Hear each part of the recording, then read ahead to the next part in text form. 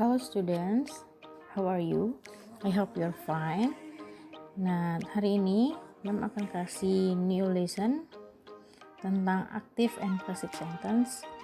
Tetap sama di chapter tentang announcement, namun kali ini tentang grammar active and passive sentence. Nah, untuk anak-anak Mem, semoga Mem harap kalian dalam keadaan sehat, supaya kalian bisa mengikuti pembelajaran dari hari ini bersama Mem.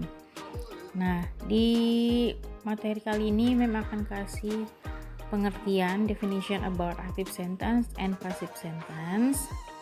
Kemudian ada pattern of active voice. Kemudian ada pattern of passive voice. Kemudian masuk ke example sentence. Nah, nanti satu-satu Mem akan jelaskan.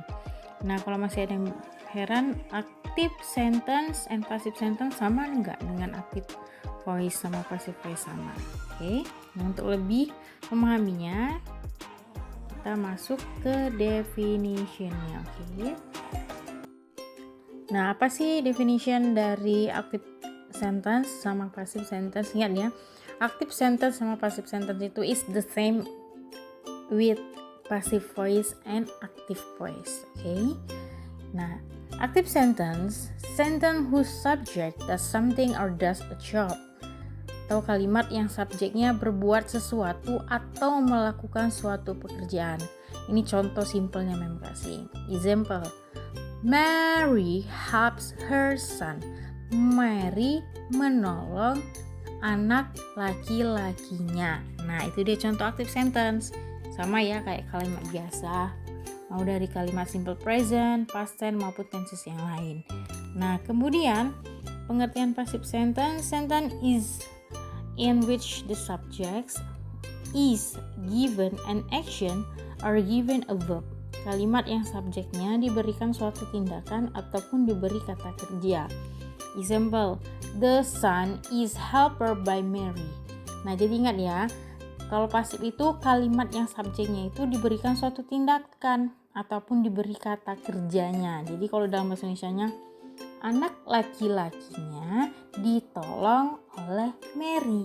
Nah, jadi subjeknya yang kalimat aktif voice itu dipindahkan ke belakang di akhir kalimat karena dia sebagai objeknya nanti terakhirnya. Oke, itu dia definisinya. Kemudian nah, ini dia masuk ke pattern of active voice, rumus dari active voice. Nah, kalau pada umumnya rumus dari kalimat active voice itu sama dengan kalimat biasa dalam bentuk tenses yang biasa. Jadi tidak ada pengubahan rumus ya, sama aja dengan rumus aslinya tenses itu gimana. Misalnya present tense. Di sini bilang verb 1 atau to be is MR. Ingat ya, subjek itu ada I, you, we, they, he, she, it. Nah, ada 7 subjek yang harus kalian ingat. Itu adalah 7 subjek atau kata ganti orang, disebut dengan pronoun. Kemudian rumusnya kan ada di pola present tense itu verb 1 atau to be is MR. Nah, subjek plus verb 1 itu kata kerja dasar. Misalnya belajar, study, berjalan, walk, itu semua kata kerja dasar. Kemudian diikuti to be, is, am, are, plus object. Nah, biasa Mem katanya kalau present tense itu kan nggak bisa pakai is, am, are. Iya, tidak usah pakai is, am, are jika sudah ada kata kerja. Jadi kalau udah ada kata kerja, langsung aja masukin subject plus verb 1 diikuti s or es, kemudian diikuti objeknya. Misalnya contoh, she reads Harry Potter book every day. Dia membaca buku Harry Potter setiap hari. Nah, itu tidak ada to be-nya. Kenapa? Karena ada kata kerjanya. Jadi kapan Mem menggunakan kata to be-nya? Menggunakan kata to be-nya untuk menerangkan orang, kemudian tempat, kemudian sifat. Nah, itu dia jika mau ditambahkan to be. Udah. Kemudian ada past tense. Ingat ya, past tense itu tenses kalimat yang di masa lampau. Biasanya pakai to be, was, were ya, kata kerjanya bentuk kedua. Future simple. kalimat yang akan datang, ya, will or shall plus verb 1. Present continuous, to be is MR plus verb ing, ya. Kalimat yang menjelaskan yang sedang terjadi. Kemudian present perfect, have or has diikuti kata kerja bentuk ketiga. Present perfect continuous, have or has plus been plus verb ing. Kemudian ada modals. Nah, modals itu ada can, must, may, dan yang lainnya. Kemudian diikuti verb 1. Nah, itu dia rumus dalam membentukkan kalimat active voice. Sama pada rumus seperti kalimat tenses biasanya. Nah, yang ketiga, pattern of passive voice. Pola rumus membentuk kalimat passive voice.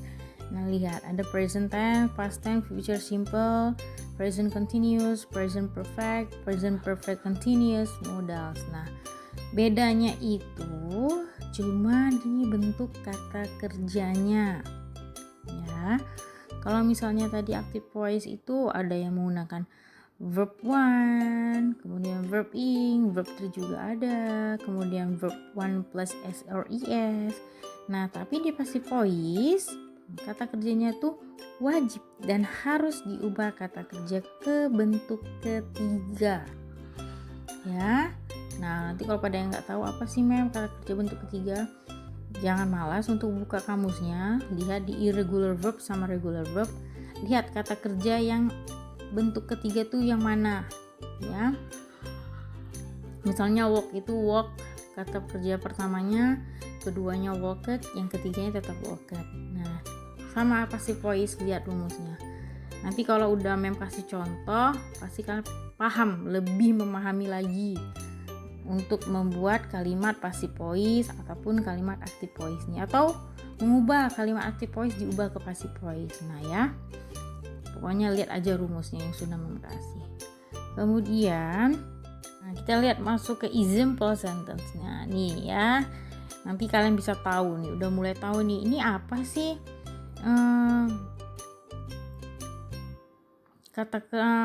ini apa sih kalimat contoh dalam bentuk tenses apa? Coba lihat. He opens the door. Nah, lihat ya, itu masih kalimat active voice. Nah, he itu sebagai subjek. Yang bilang tadi, subjek itu ada 7. I, we, they, you, he, she, it. Ingat, itu subjek. Kemudian kata kerjanya opens. Nah, kan bilang tadi simple present tense itu menggunakan kata kerja yang diikuti s or es. Nah, ini dia opens. Kemudian objeknya apa? The door. Nah, he opens the door. He sebagai subjek, open sebagai verb, the door sebagai objeknya. Itu kalimat active voice-nya. Nah, kita ubah ke passive voice. Berarti objeknya diletakkan di paling depan. Nah, coba lihat ya, apa sih objeknya tadi? The door. Pindahkan ke kalimat depan. The door is opened by him. Nah, the door itu diubah ke depan, udah pasti posisinya menjadi subjek. Kemudian diikuti to be, kemudian diikuti kata kerja bentuk ketiga. Nah, kata kerja bentuk ketiga dari open apa? Open, sama dengan kata kerja bentuk keduanya. Kemudian diikuti kata by. Jadi misalnya kalau mau menggunakan kata by him. Him itu pengubahan dari subjek he. Jadi misalnya yang aktifnya he opens the door, dia membuka pintu. Kalau ke passive voice-nya, pintu dibuka olehnya. Nah, jadi dibalik-balik ya. Misalnya ibu memasak nasi dimasak oleh ibu. Nah, itu dia contohnya aktif dan passive voice. Jadi dalam example sentence ini kasih tenses yang paling sederhana, tenses simple present tense. Nanti kalau misalnya tenses yang lain, kalian bisa lihat pattern atau rumus-rumus yang udah kasih di tabel sebelumnya. Oke? Nah, harap semua bisa memahami pembelajaran kali ini.